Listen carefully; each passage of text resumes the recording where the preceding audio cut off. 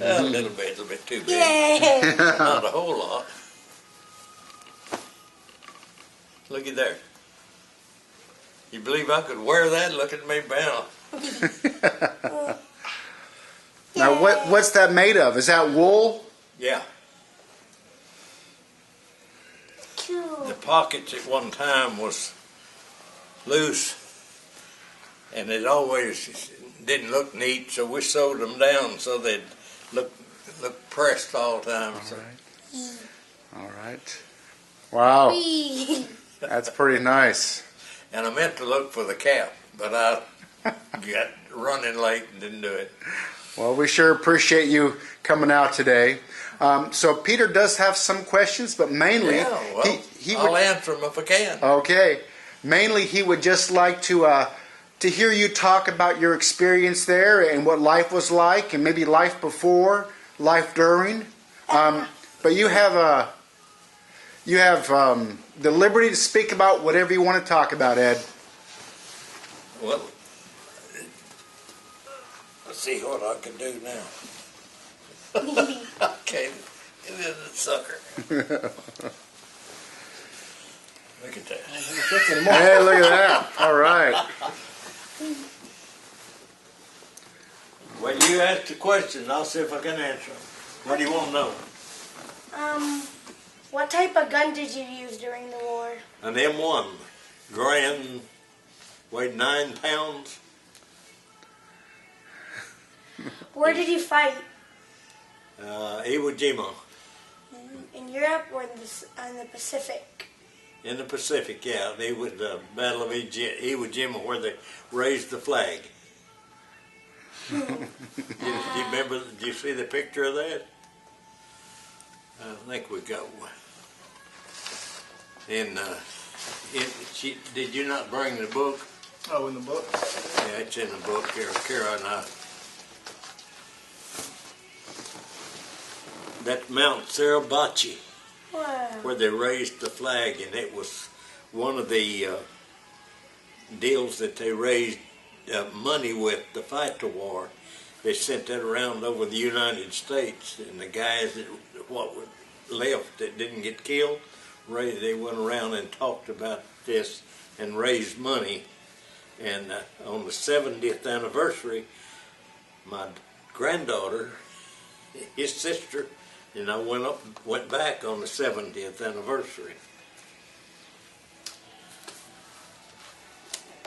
So that's his sister, and that shot we made there. And this is some of the people that went back. This is a Medal of Honor winner, the only one living of Iwo Jima now that was at that battle. And this is a code talker. You know what a code talker? The Indian code talker, yeah. And he had his granddaughter, and this little fella here went with us. His dad took him on the trip. His dad wasn't there, but he just got to go along on the trip. But this guy, the Medal of Honor winner, had his grandson with him. I think there's a picture in here of him. This is a bunch of the people that was there with us on the trip. And this is the veterans that was there. Wow.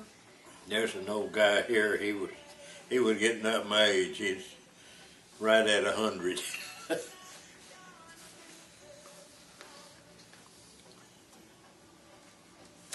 What happened here? There's where we landed in Guam or L.A., I think it was, California, and they was honoring us, so the fireman shot the water over the plane. So it was an honor. And he told me when I got there to ask him something, so I did, and I just told him, I said, "Your friend is so-and-so." He sent word, and they got an A and an R different in their names.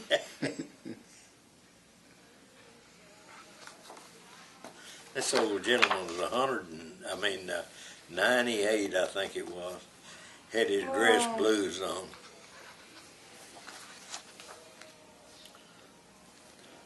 These two ladies is their dad. They lost their dad on Ewo. This was the nurse that kept checking us out. You know, said, "Check us, see we got on the plane like we're supposed to."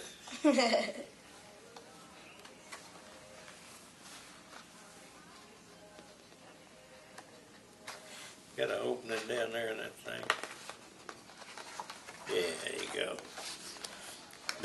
This is the island right here. That's Sarabachi where they raised the flag. We landed on this ships where we come in and to fight. The 5th went across and come up here. Down that side, the 3rd Division, which I was in, went down the middle, and the 4th down this side. And when the part I did was water purification. And we landed over here and went straight across, set up 16 Badger distillation units which distilled the salt water so you could drink it. So. Did you arrive in U-boats? Did I what? Arrive in U-boats? No, we came in on Cargo Tac 10, which is troop ship. You did say U-boat, didn't you? And this is where we met with the Japanese. It's an honor deal ceremony, and we're told to wear a suit. So I'm in a suit here. These Japanese are in a suit, and we got the guys dressed in blues. And this is Japanese here. I don't remember his name, but It exploded? I don't have no idea. It's just some wreckage that was still laying around.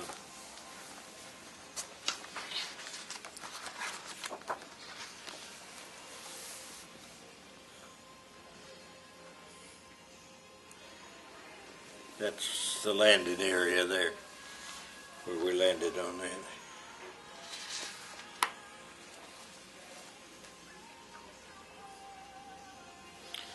Code talker some more.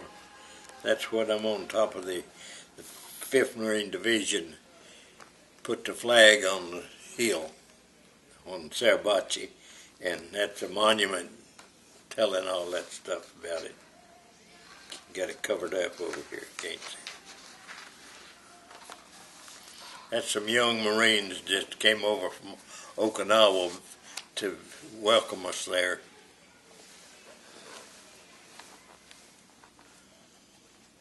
That's an old machine gun that rusted out and they were left there.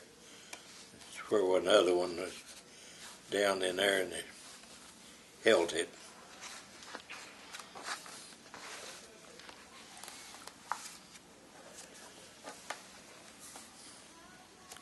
And there's the Medal of Honor winner that I said, the last one. That's his grandson that went over with him.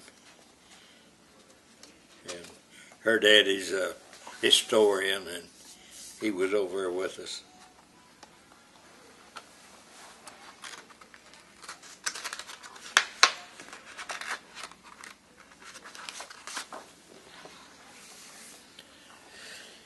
Just some more pictures of this newsman there for some RCA or somebody. Is that a crashed Japanese plane? Yeah, probably is.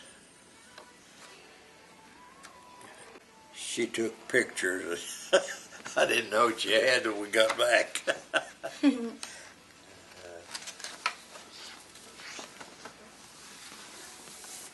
And that's some of the last pictures there she made. This is a hotel in Guam where we stayed. Pretty well built up now. It wasn't much there when I was there. Okay. All right. Let's see if he's got some more. Tell him the story on how you enlisted. Yeah, when I was a little bitty dude. That's when I was just going in service a little while after. This is when I was overseas in the boondocks there, the bamboo back of it. There's another shot. He's there in the Peter, show the camera.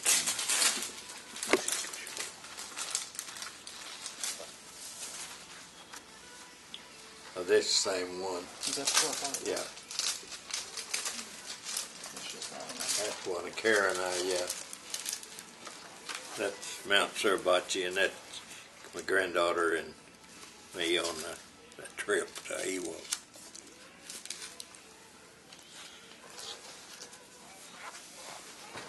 Tell them about how you ended up a Marine. Oh, when I was about your size, I was in a car wreck, and broke both legs. This is later, but I had a scar there and a scar here. And I was in a hospital with my legs like cast down up over, had about that much of my toes sticking out, had a bar across here and up to my waist, and that way for a month. Anyway, then they took that out, and everyone said I wanted to get in the Marine Corps, and they said, all these people telling me I couldn't do it. So I listened to them instead of just doing what I wanted to do. So they drafted me into the Army. I was in the Army for about 30 minutes. Another guy and I was sitting in there, and a guy come through the door, and he said, I need 2 volunteers for the Marine Corps, Tatum and Graham. So I'm in the Marine Corps. Got in the Marine Corps anyway. So got in the Marine Corps, and they put us on a train in Dallas, and we got off the train in San Diego, and a big fat Marine walked out there and said, fall in. Said, that man get in a straight line. He wasn't nice. It didn't sound like. And so as we were going in that night, and there's still a lot of them, the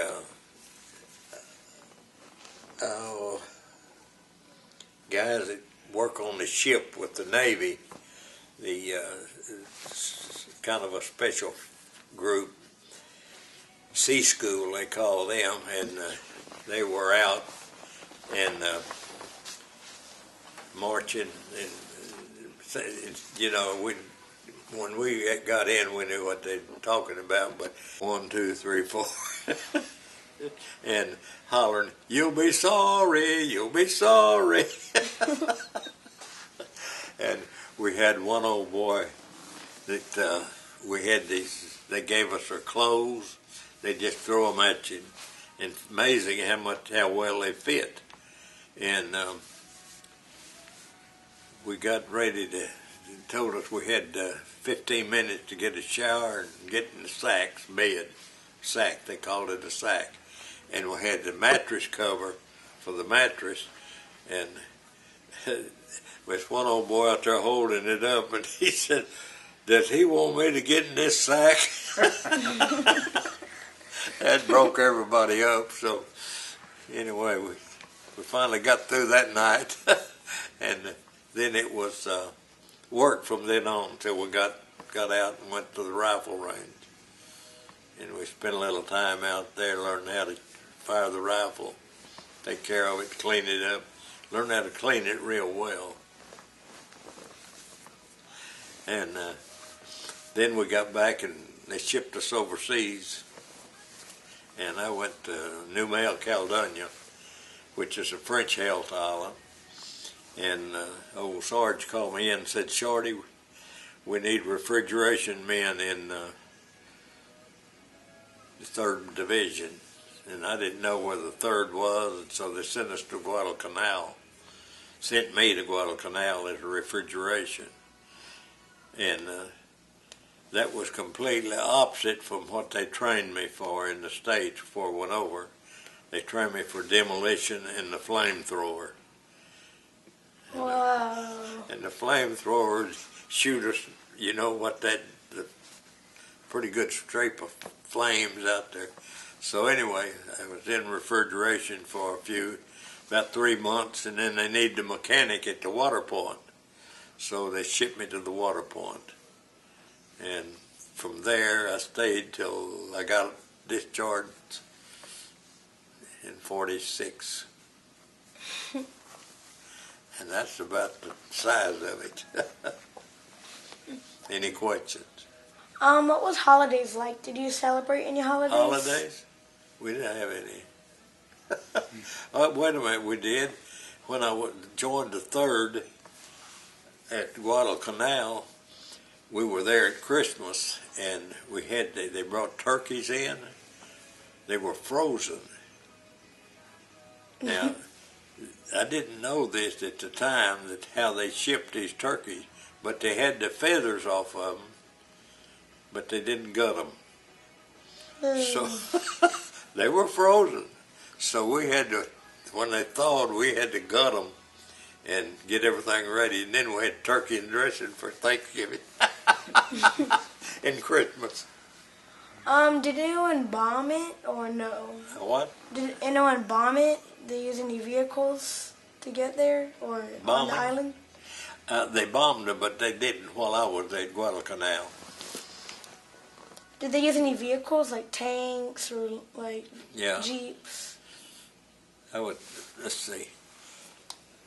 I've got a picture of an old boy that was in a tank corps, and he was on the beach where I showed you they landed, and it broke down. It was a vehicle that had tracks and it hauled people in it, but didn't have a top on it like a tank. Just had tank tracks. And he was broke down with a machine gun on the beach, so it wasn't too good a place. Because the Japanese was still up on the hill there, fire right down on the beach. So it's kind of dangerous there where he was. But So it's kind of like D-Day. You're moving out, but it's kind of like D-Day. You keep on moving out and people are firing at yeah, you. keep moving up. Do what? Except not in Europe, on an island. On the island? Was it an island or? The only island invasion I was on was Guam, Iwo Jima. I wasn't on the invasion. I come in the 15th day at Guam when we invaded Guam. When we took it back from the Japanese, they landed on it and took it, and then we had to take it back.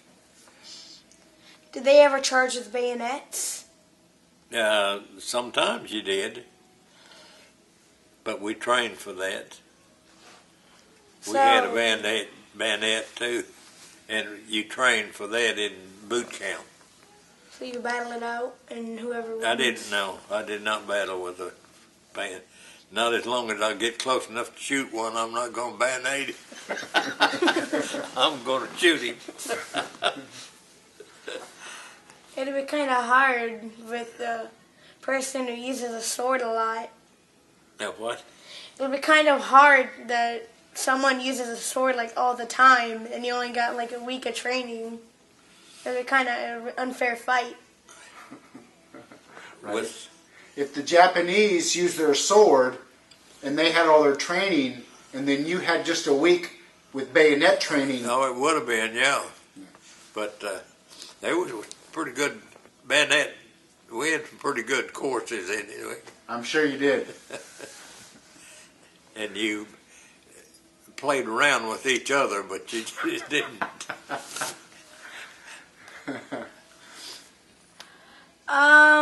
What did you eat every day? What did we eat? Anything we could find. No, we had sea rations and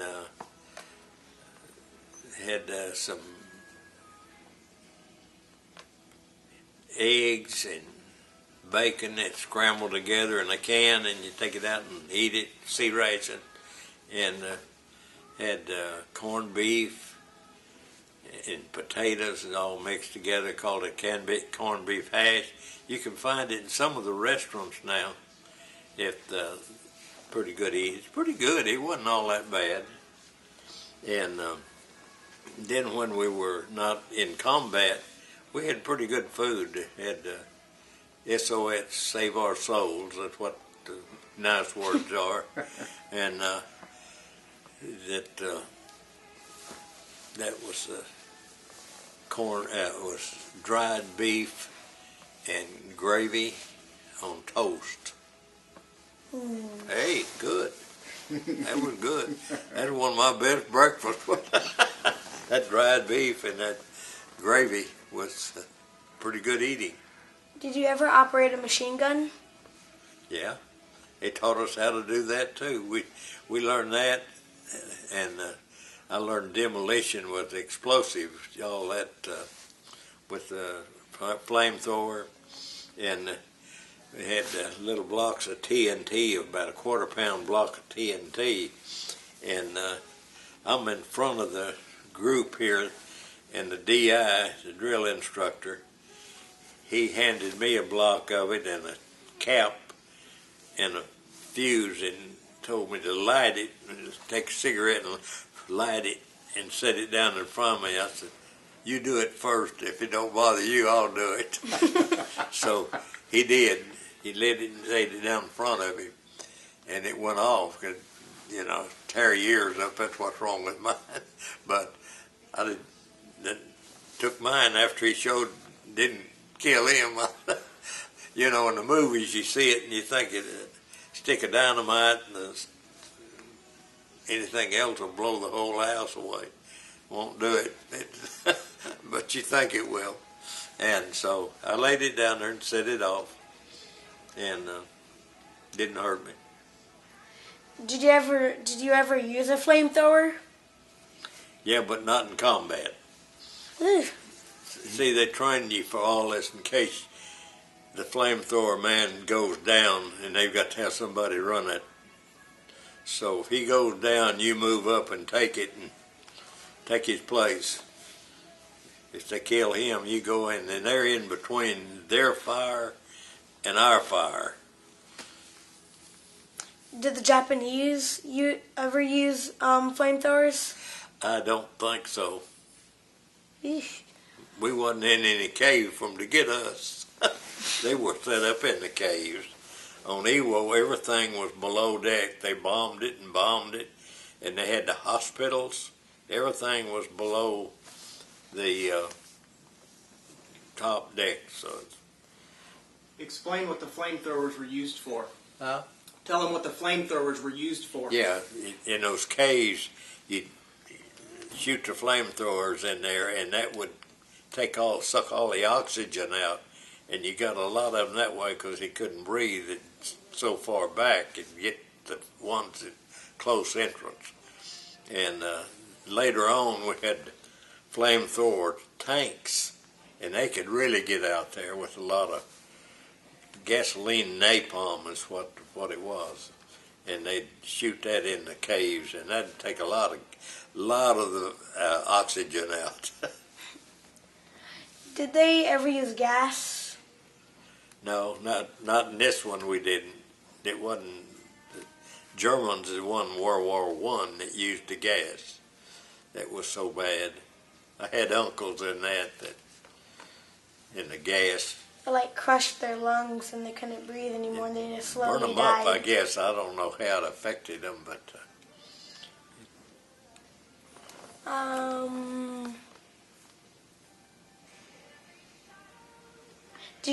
do you ever drive a vehicle? vehicle. Did I drive one? Yeah. When we were not in combat, I drove a 6x6, which is four tires in the back, 2 in the front, and a big box on the back. And they call it a 6x. And I drove that. I'd go up and get food because we were detached at the water point. And being a mechanic, I wasn't working all the time, so I got to go up. And I meant to bring my driver's license and show it to you. But I had a driver's license on Guam, and where I was. Was it hard aiming? Yeah? Was it hard aiming at the Japanese? Aiming? No, I didn't aim at any of them. I didn't have to fight them. I was behind the lines. I wouldn't make a shape. You got to have that water to drink. So that was the only thing I say I could do was keep water for them. What were some of the places that the Japanese hid? in the caves. They was all caves there. That's all I'm thinking. Well, they'd get behind a rock or something. But you just have to push them out any way you could. They'd bomb them, and still we had artillery back behind where we were. They were firing the artillery at the Japs, and then they would fire the mortars back at them, and we're in the middle, so most of it missed us. There wasn't much. We wasn't too much danger. Did the Japanese ever get caved in? Cave in? Caved in? I'm sure they did. But they had to set up for this invasion. They didn't want us to go to Japan, and they had it pretty well fortified. And it wasn't an easy island to take. And Okinawa was just about as bad, which was the next one in line. And we were on Iwo when the Germans surrendered in Europe. I had two brothers over there, and one of the merchant marines. And so that was good when it was over. Had a brother that was shot up in St. Lo, France. He wasn't lucky as me. He got shot up pretty bad, but he made it back. Made it back home and lived for quite a few years. Did anyone ever capture anybody? Did I ever? No, did the Americans catch anybody yet? Oh, it captured a lot of people. A lot of them. They come out of those caves, they were captured. Unless they wanted to die, because they would come on and surrender. Yeah, we had a lot of them surrender. A lot of them didn't surrender, though. A lot of them on Saipan, they had a bunch that jump off of the cliffs over there when they was invading that island, which was going on about the same time Iwo was.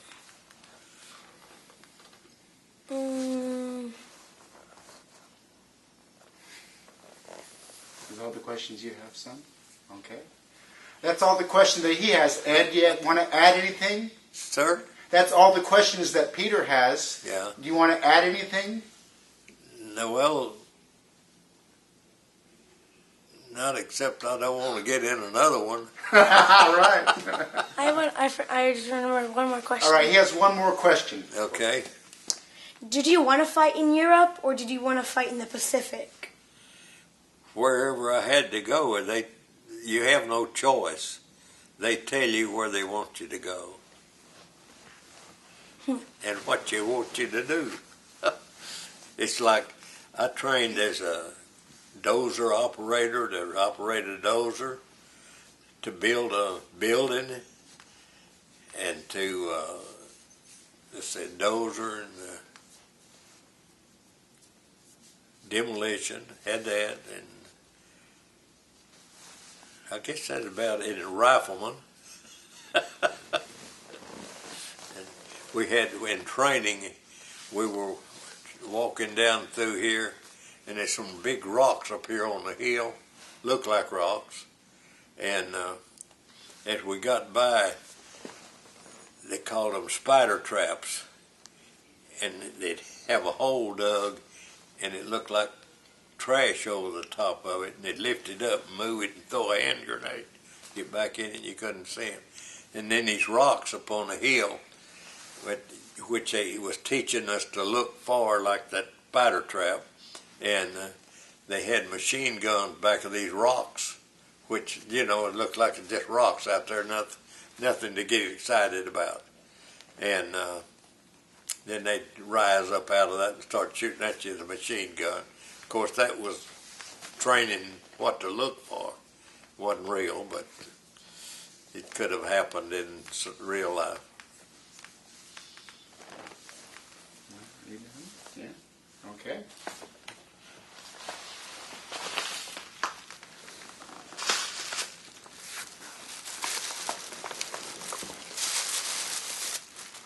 think this is for you. Ooh.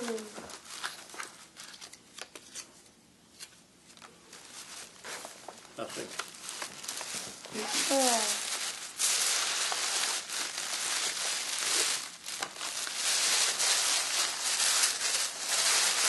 Wow. You know what that is? That's The black- sand from Iwo Jima. Wow.